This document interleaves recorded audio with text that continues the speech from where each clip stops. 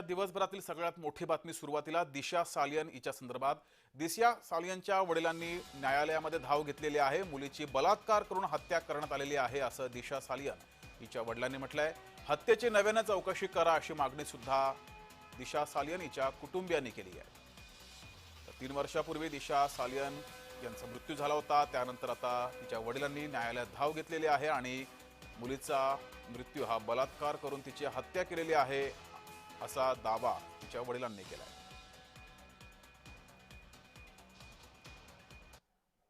तर दिशाच्या वडिलांचे नेमके आरोप काय आहेत त्यावर एक नजर टाकूयात।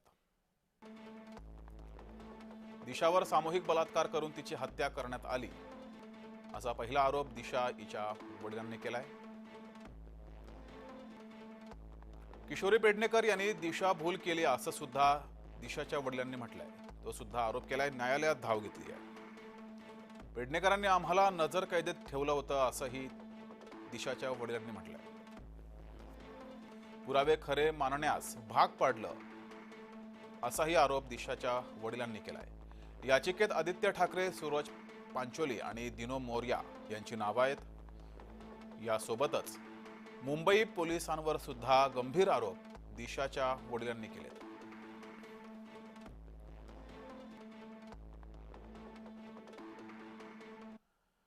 तर याबाबत गृहराज्यमंत्री योगेश कदम यांनी काय म्हटलेलं आहे ते पाहूयात। सन्माननीय कोर्ट जे डायरेक्शन देतील त्या डायरेक्शननुसार कारवाई केली जाईल आणि दिशा सालियन यांच्या केसमध्ये या अगोदरच आम्ही सांगितलेलं आहे की जी काही चौकशी आहे ती कुठलाही पक्ष समोर न ठेवता ही चौकशी केली जाईल। पिताश्रींनी त्यांच्या हायकोर्टामध्ये याचिका केली आहे, तर वेट अँड वॉच। हायकोर्ट या बाबतीमध्ये सांगेल की हे योग्य आहे, हे अयोग्य आहे, पुरावा आहे, या आधारावर पुढे गेलं पाहिजे किंवा हायकोर्टमध्ये केस बंद केली पाहिजे। सन्माननीय कोर्ट जे डायरेक्शन देतील त्या डायरेक्शननुसार कारवाई केली जाईल आणि दिशा सालियन यांच्या केसमध्ये या अगोदरच आम्ही सांगितलेलं आहे की जी काही चौकशी आहे ती कुठलाही पक्ष समोर न ठेवता ही चौकशी केली जाईल। पिताश्रींनी त्यांच्या हायकोर्टामध्ये याचिका केली आहे, तर वेट अँड वॉच। हायकोर्ट या बाबतीमध्ये सांगेल की हे योग्य आहे, हे अयोग्य आहे, पुरावा आहे, या आधारावर पुढे गेलं पाहिजे किंवा हायकोर्टमध्ये केस बंद केली पाहिजे। तर यावर आमदार प्रसाद लाड यांनी काय म्हटलंय तेही पाहूयात।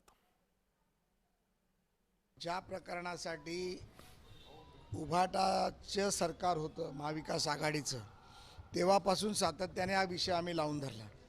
दिशा सालियनचा खून झाला का आत्महत्या झाला हा फार मोठा गहन प्रश्न होता। त्यावेळेला त्यांच्या वडिलांवरती किंवा कुटुंबावरती कोणाचा दबाव होता आम्हाला माहीत नव्हतं, पण आता त्यांनी याचिकेतच दबाव कोणाचा होता हे सांगितलं। ज्या बाबतीत नितेश राणे असतील, नारायण राणे साहेब असतील, यांनी सातत्याने पुरावे देतो म्हणून सांगितलं, पण पुरावे घ्यायला कोण तयार नव्हते। त्याच्यामधले अनेक गोष्टी समोर आल्या। अनेक समोर आलेल्या गोष्टीनंतर आता हे लक्षात येतं आहे की निश्चितपणे याची निपक्षपात चौकशी झाली पाहिजे। CDR रेशो काढला गेला पाहिजे, त्यामध्ये टॉवर लोकेशन काढलं गेलं पाहिजे, तो वॉचमॅन होता तो वॉचमॅन कुठे गेला हा पाहिला गेला पाहिजे, तर त्यातून सत्य समोर येईल। आदित्य ठाकरेंच्या आड चित्रपटातील शक्ती कपूर लपलाय असं नितेश राणे यांनी म्हटलंय। मवियाचं सरकार आदित्य ठाकरे यांना वाचवत होतं। आदित्य ठाकरेंचा राजीनामा घ्या अशी मागणी सुद्धा मंत्री नितेश राणे यांनी केली आहे। तर यावर मंत्री नितेश राणे यांची प्रतिक्रिया समोर आलेली आहे। दूरध्वनीवरून त्यांनी जय महाराष्ट्र सोबत प्रतिक्रिया दिलेली आहे। दिशा प्रकरणाला त्यामुळे आता वेगळं वळण लागलेलं आहे। नितेश राणे यांनी दूरध्वनीवरून जय महाराष्ट्रवर प्रतिक्रिया दिलेली आहे, ती ऐकूयात।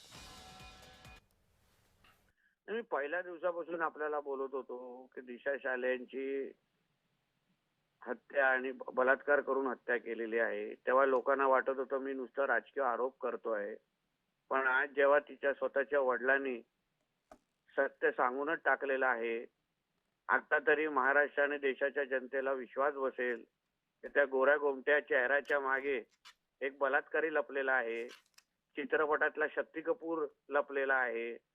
आणि या विषय इथपर्यंत नुसतं थांबत नाही, आदित्य ठाकरेंनी हेही उत्तर द्यावं की 8 जूनच्या त्या पार्टीमध्ये लहान मुलं नेमकं तिथे काय करायला आली होती, ह्याचंही उत्तर त्यांनी आता ह्या निमित्ताने आम्हाला द्यावं. आता तरी आपलं थोबाड उघडावं आणि लोकांना आणि जनतेला स्पष्ट सांगावं. अगर आजही तुम्ही अगर काही केलं नसेल तर लोकांना येऊन सत्य सांगा, पुरावे द्या की 8 जूनला मी तिथे नव्हतो, दिशा साल्यांचे वडील खोटं बोलतायत, सांगून टाका लोकांना. होऊन दे ना आता, दूध का दूध पाणी का पाणी. पहिलं नितेश राणे बोलत होता तर राजकीय आरोप वाटत होता, आता दिशा साल्यांचे स्वतःचे वडीलच भूमिका मांडतायत, सत्य सांगतायत. म्हणून या सगळ्या विषयावर आता आदित्य ठाकरे थोबाड उघडावं. वडील मुख्यमंत्री असताना, महाविकास आघाडीचं सरकार असताना, पुरं सरकार यांना आदित्य ठाकरेला वाचवण्यासाठी ज्या पद्धतीने यांच्या सगळ्यांवर दबाव टाकत होते, किशोरी पेडणेकरांनी यांच्या घरात जाऊन आई वडिलांना कुठल्या पद्धतीने दबाव टाकलाय स्वतःच्या वडिलांनी सांगितलं, आई वडिलांनी सांगितलेलं आहे. आता म्हणजे सत्तेचा गैरवापर किती झाला पाहिजे.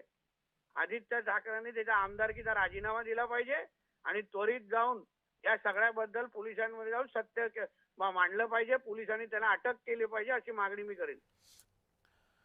तर नितेश राणेंच्या आरोपावर सुधीर मुनगंटीवार यांनी काय म्हटलंय तेही पाहूयात. मंत्री महोदय साहेब देतील, मी कसं त्याचं उत्तर देईल. त्यांचे पुरावे योग्य असतील तर त्यांचे पुरावे ते निश्चित कोर्टात देतील ना, त्याला काही अडचण नाही आहे ना. तेव्हा समजा केस कोणी अशा पद्धतीने त्या केसवर प्रतिकूल प्रभाव पाडण्याचा प्रयत्न केला असेल तर मला व्यक्तिगत रीतीने वाटतं हे तर आमचं राष्ट्रीय कर्तव्यच आहे, संवैधानिक कर्तव्य आहे की अशा घटनेची आम्हाला थोडीशी माहिती असेल तर ती आम्ही कोर्टासमोर सादर केली पाहिजे. आणि दिशा सालियन यांच्या पिताश्रींनी मागणीच्या सोबत काही पुरावे दिले असेल तर कोर्ट निश्चितपणे त्यांच्यावर अन्याय होऊ देणार नाही, न्याय देईल.